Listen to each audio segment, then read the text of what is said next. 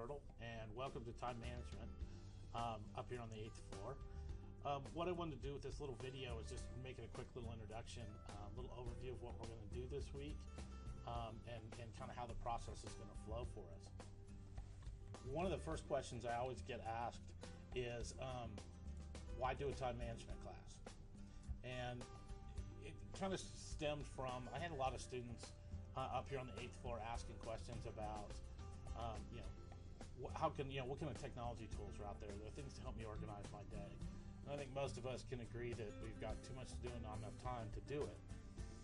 So kind of where do you start with time management? And all those tools that are out there. There are thousands and thousands of tools out there that run on your computer and your phone and your iPad.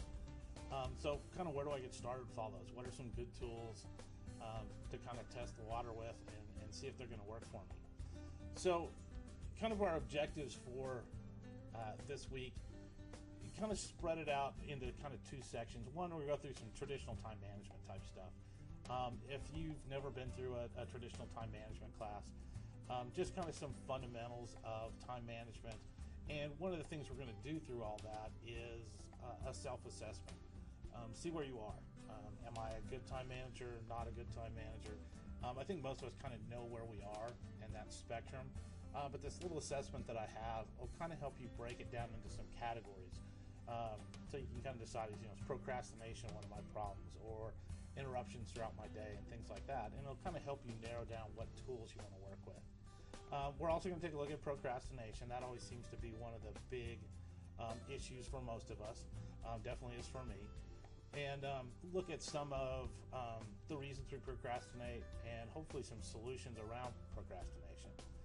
The other thing that we're going to do is take a look, take a look at some time management tools. Like I said, there's hundreds and hundreds of them out there. What I tried to do is pick out a few that I like, that work for me, and then hopefully that'll give you some ideas on some tools that may work for you as well.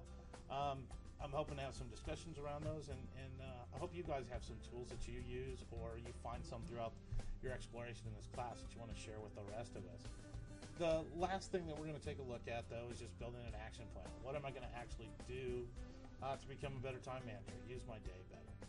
So that's kind of a nutshell of where we're heading. One of the other questions that I get asked all the time is, how do I get my certificate of completion? And it's easy. All you really have to do is just participate in the class with interest, and participate in the discussion forums. Things that make these classes fun and informative is really you guys having discussions in the discussion forums. I'll definitely be there answering questions and so forth, but talking about your experiences, what tools you like, what tools you didn't like, kind of where you're at in the spectrum. So that's kind of the certificate of completion portion of this, and that's really all I have for this quick little introduction, kind of what we're doing, where we're going, and how we're going to get there. Welcome again, and let's get started.